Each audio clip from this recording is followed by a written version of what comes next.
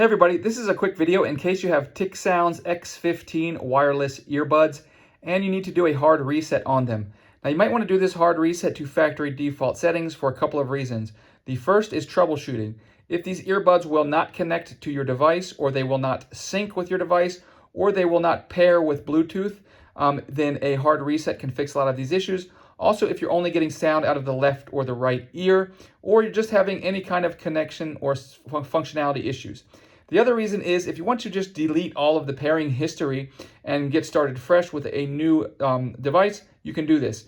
The first thing to do is to go into whatever devices you had previously had them paired with and delete these earbuds from those devices. After that, you will put the earbuds in the case and close the case, leaving the case closed for a minimum of 20 seconds. After that 20 seconds minimum is up, you can open the case, take them out, and the earbuds will automatically enter a new pairing cycle.